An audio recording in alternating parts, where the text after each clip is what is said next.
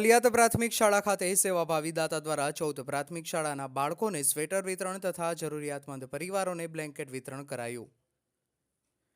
શિયાળાની કડકડતી ઠંડીની શરૂઆત થઈ ચૂકી છે, ત્યારે સેવાભાવી દાતા વંચિત અને જરૂરિયાતમંદ લોકોને ઠંડીમાંથી રાહત મળે તે માટે સેવાની સરવાણી વહાવી રહ્યા છે।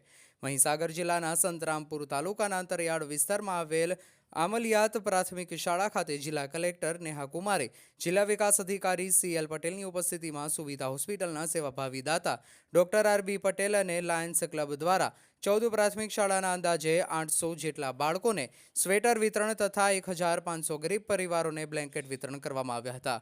આ પ્રસંગે કાર્યક્રમને સંબોધતા મહાનુભાવોએ સેવાભાવી દાતા ડોક્ટર RB પટેલની અંતરિયાળ વિસ્તારમાં લોક સેવાની ઉમદા ભાવનાને બિરદાવી તંત્ર દ્વારા સન્માનિત કરવામાં આવ્યા હતા।